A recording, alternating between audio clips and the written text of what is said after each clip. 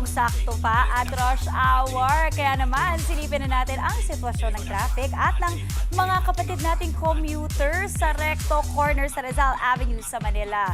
Nandun na nga si traffic Tito Mondi Lopez. Tito Mondi, commutesta ang Friday traffic dyan?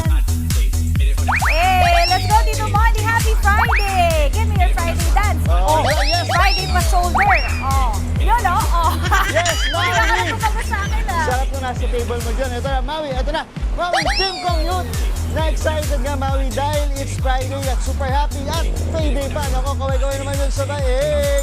Ito na, quick update tayo dito sa may Recto Corner sa Avenue.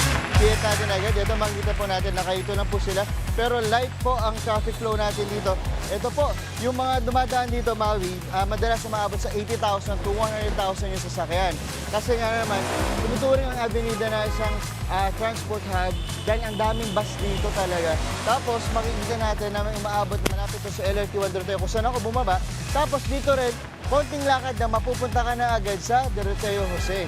At ito makita sa side na yan, itong pa-south na yan, itong kita sa screen na ito, nag-go na agad. Yan yung mapuntang Calao, Buendia, Tap, Pedro Hill, Santa Cruz, Loton. Oy, mga nagbabike. Hello po. Ayan, meron ng bike, pero na may helmet naman sila. Samantala naman, eto, piit tayo. Oops, piit tayo, kabilang side. Huwag tayo malaglag. Eto na, kita natin, moving pa rin. Walang may daan ito yung mapuntang NLEX connector natin through MCU, Tayuman, Blumentritt, Moraita, Monumento, MCU. Medyo mabagal lang sila ng pag-andar kasi nga yung kalsada dito hindi masyadong patag. Tapos, pag piit naman dito tayo, sulo, kabilang. Ayan. Ito naman, papuntang natin na Divisoria, Recto, Tondo, Binondo, Tutuban, Port Santiago at Lucky Chinatown. Maluwag pa rin at maayos yung tawiran. Kumpara na, singit ko lang kumpara dito, teka, pakita natin. Oops, nandito tayo, pakita natin. Ayan, singit ko lang, ang hirap tumawid dito kasi ako mismo, nagko-commute ako, ang hirap dumaan, natatakot tumawid dito kasi walang marker pero may pedestrian lane dapat baka naman pwedeng linawan po natin yan. At ito naman, dito naman, doon sa may kanto na may jeep na nakahinto, yan naman po yung papuntang Cubao, Santa Mesa, San Juan, Gasambide, Quiapo at Mandaluyong. Napakaluwag pa rin Maui. Talaga naman. Napiyok pa tayo. At dahil Friday, coding po natin ay 9 at 0. Ito, pre-biyahe tayo habang nakastop. Alam nyo ba, Maui, na itong Avenida ay tinururing na Theater Capital of the Philippines of mid-20th century. At tinawag ito bilang Avenida, ang ingay ng motor. At isa nga rin ito sa mga ginagawa dito ay Art Deco natin. Ito makita natin na ang Art Deco movie houses na disenyo ng ilang national artists gaya ng Avenue Theater, Ideal Theater at State Theater. Ayan, safe tayo dito. Yung mga natin live update mula dito sa Avenida. Maluwag agad ng traffic. Mga commuter natin, sweldo natin. Alam nyo na. Back to studio. Ayan. Tito Mondi, thank you naman sa mga patrivia mo ha. Na-enjoy namin yan. Maraming salamat. Mas i-level up pa natin ang energy. Ngayong Biyernes, balikan naman natin si Tito Mondi na nasa isang bus terminal sa Santa Cruz, Manila. Bukod sa kulitan, syempre, mag-aatid din tayo ng laging inaabangan at inaabangan ko ring pakain. Tito Mondi, ano namang ganap dyan? Sayo-sayaw! Let's go! Ano pakain mo today, Tito Mondi? Sana sabay-sabay na. 1, 2, 3, go! Ay, ito. Bago muna mag-libreng kain dito, kasama natin ang mga iba't ibang conductor at drivers dito sa Bataan Transit. Ito ba, pakita muna natin sa habang sumasayaw. Ang sitwasyon dito ng mga commuters natin, hindi pa ganun kadami. Pero kasi dahil sa may ibang terminal makita natin pag Friday, mayroong mga nakapila sa labas. Pero iba ngayon, mga nakasakay na sila sa bus, pero mga ilan lang hindi na pupuno. Like ito, mababayan papuntang Maribeles. Ayan, mga siguro isang oras din sila naghihintay. Kumaway po tayo. Ayan sila. Ito medyo pa yung mga isang oras sila. Ayan, tapos yung mga pag-peak season, daan po kayo. Yung-tricycle natin. Sige tayo, daan po kayo. Kadalasan dito tatay. Ayan, tatay, ingat po tatay. Yung mga bumabiyahe dito, 800 to 6,000. Tapos dun sa kabila, tabi-tabi sila Maui Yung papuntang Dagupan, San Carlos, Lucena, Santa Cruz, Calamba.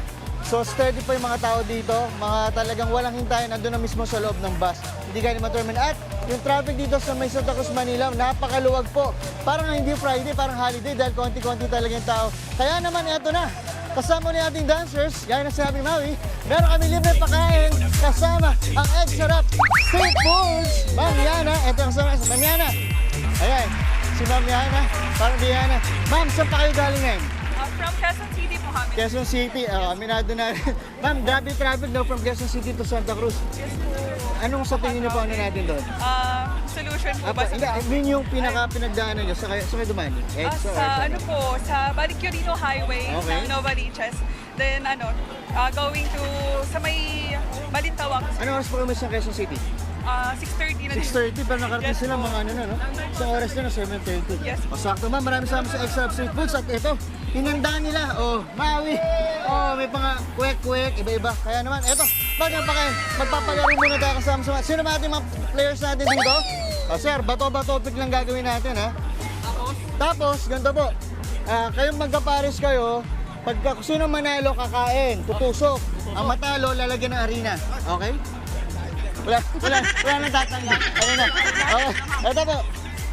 Lalagyan natin. Wala nang tanggihan to. Okay, ready? Bato, pick po. 1, 2, 3. Bato, pick. Oops, talo ka. Sir, tusok ka. Bigyan natin, ma'am. Tusok natin. Ito na, tusok. Ayan, ito na. May palaro. Ma'am, pabukas po. Sir. O sir, habang kinukuha yung panusok, sir, lagyan mo ng arena itong kapwa konduktor mo, sir. Ganun lang, sir. Punta lang pare. Ayun, pakita natin. Ang cute, ang cute. O, sir, tusok ka naman. Tusok. O, isa ba? Ito, partner nito. Tumatawag ng ano nito. Ito, tumatawag ng rest back. Sir, saan tayo? Konduktor din, parehas. O, bato, pick po ulit. Ito. Bato, pick. Sir, ulit na, isa pa. Hintay. 1, 3. Bato, pick. Ayan, manalo ka, sir. O, kain tayo, kain. Habang kumakain, pinapakita na natin. O, sir, lagyan mo na rin yung kapwa na natin. Sir, pasensya na. Okay na. Ayan, okay. O, isa pa. O, hamunin natin. Hamunin ko ito yung Master Terminal, Maui. Ako na mismo. Ako na lalaban. Kaya kabahan ako. Ako ba? Sir. Bato. Pag-isang baksak. 1, 3. Bato, pick. Talo ako. Okay, sir, kain ko dyan. Okay. At ito, sakto naman. Habang nagpapakain tayo dito, kasama ang Good Morning Kapatid at ang Egg Sarap Seafoods, may pabati tayo sa poste. Ito po, tara, pakita natin. Ingat po. Ito yung mga pabiyahe, sir, na ano to, di ba? Balanggaran. Ito na, sir. Pabati po sa poste. Kung sino man po nakakakilala, dito po kay Ma'am Gian Vivian. Lumang pinapabati po ng iyong pinsan na si Sir Tonying na nasa Bellflower po si Ma'am Gian, California, USA. Happy birthday po kay Ate Didi. Ayan, at sa mga iba po nagba-birthday natin po ng kapatid na suki po na gumigising para po mapanood tayo. Happy birthday po sa inyo and great happy birthday. Yan mga ating live update pala dito sa Santa Cruz. Balik sa inyo, Maui. Tuloy ang tusok-tusok na. Yay! Thank you so much, Tito Mondi. Ingat ka dyan.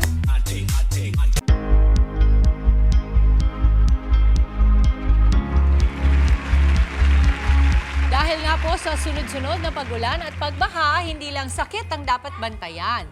Tumataas din po ang panganib ng mga skin problems katulad na nga lang po ng alipunga o athlete's foot. Alamin natin kung paano ito maiwasan at magagamot kasama syempre ang ating resident morning doctor na si Dr. Richard. Doc, good morning! Good morning, Mommy We missed you Liz. dahil Yes. nung Lunes ay Sona. Sona, oo. Pero ano na nga ba ang pinag-uusapan natin ngayon? Alipunga. Alipunga, pero tama ka dun sa sinabi mo, Mommy Dibs, no? Mas mataas kasi talaga yung kaso ng alipunga ngayong tag-ulan. Kasi nga, di ba, na-expose tayo sa baha at gustong-gusto yung kapitan ng fungus.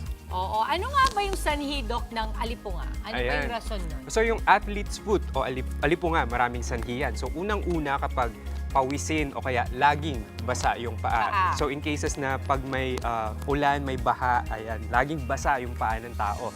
Pwede din kapag gumagamit tayo ng kontaminado na tuwalya, medyas o kaya sapatos. Ayan, kapag alam mo naman na may alipunga ka, huwag ka na magpahiram. So solohin mo muna yung sayo. Tapos pangatlo, Mommy Dims, yung paglalakad ng nakayapak sa mga pampublikong lugar kagaya ng paliguan o kaya swimming pool. Kumbaga, pag yung mga public resort, no? Na parang pag ayan. naglalakad ka, usually gano'n naman talaga, di ba? Yes, So, oo. pwede kang makakontract nun ng alipunga. Okay. O ito, ang tanong ng lahat, dahil nabanggit nga natin na sa public resort o di kaya yung parang pampublikong lugar o yan ba ay spa, sauna, tapos pwede kang mahawa. Ang tanong, ito nga ba ay nakakahawa? Ayan, ang sagot ay oo. Nakakahawa talaga. Sobrang nakakahawa ang alipunga. Isa kasi ito sa mga fungal infections na mabilis kumalat mula sa isang tao patungo sa iba. Oo. Dok, ano nga ba yung mga kadalasang sintomas na makikita kapag ang isang tao ay merong alipunga? Ayan, kapag may alipunga ang isang tao, mapapansin mo parang makate o kaya nagbabalat yung balat natin, lalong-lalo na sa pagitan ng mga daliri ng paa. Pwede yan merong pamumula o kaya pamamaga, tapos pwedeng yung basang sugat o kaya bitak-bitak yung balat. Ito rin, Mami Dims, mabahong amoy ng paa. Yan. Common yan sa alipunga and pwede itong kumalat sa talampakan kasama na rin yung kuko. Okay. Oo. Ano ba yung mga komplikasyon kadalasan, Dok? Ayan, so marami. Pwedeng ang mga komplikasyon ng alipunga, so sobrang pwedeng kumalat. Oo. Tapos meron din magkaroon ng secondary bacterial infection. Gaano ba katagal naglalas ang alipunga, Doc? Is it something na parang chronic or does it only last mga 1 week, 2 weeks lang ba siya? Ayan, sobra. Nagtatagal talaga ang alipunga, Mami Dims. Lalong-lalo na kapag hindi ito nagamot. Kasi usually, kapag nagamot kasi yung alipunga, pwedeng mag-last yan ng 2 to 4 weeks. Pero syempre, kapag pinagsawalang bahala mo yung alipunga mo, hindi mo pina-check, so parang wala kang pake doon sa alipunga mo, pwedeng mas maging chronic pa ito, mas magtagal pa siya. Pwedeng mas kumalat, mailipat mo pa sa ibang tao. Oo. Ano naman daw ang mga paraan, Doc, para makaiwas sa pagkakaroon ng alipunga? Ayan, of course, meron tayong tips sa ating mga kapatid, Mami Dims. So, para maiwasan po yung alipunga, so napaka-importante na kailangan malinis muna tayo sa katawan. Panatilihin po nating tuyo at malinis ang ating paa. Magsuot po tayo ng tamang medyas at sapatos. Gumamit po tayo ng tsinelas sa pampublikong lugar. And of course, iwasan natin yung pagpapahiram o kaya paggamit ng personal na gamit ng ibang tao. And kung may alipunga ka, huwag ka nang magpahiram ng gamit mo. Yes, and gumamit din po tayo ng antifungal powder o kaya spray. Kung pawisin po ang ating paa, patuyuin po natin ang ating sapatos bago natin ito muling gamitin. And of course, panatilihing maikli at malinis ang ating mga kuko, lalong-lalo na sa ating paa, Mami Dims. Ayun, maraming salamat, Doc Richard. Any social media accounts and yung clinic natin para mabisita naman nila? Ayan, so ang aking Facebook, Instagram, and TikTok, Doc Richard Gadiaza. Meron po kaming clinic. Ang pangalan po nito ay Skin Soul. Meron po kami sa Mandaluyong, sa Fairview, at saka sa Cubao. Ayun, maraming salamat, Doc Richard. Mga kapatid, Mondi Lopez po, manatiling updated sa lagay ng trapiko sa mga pinakaabalang kalsada sa Metro Manila. Mag-follow at subscribe na sa social media pages ng News 5.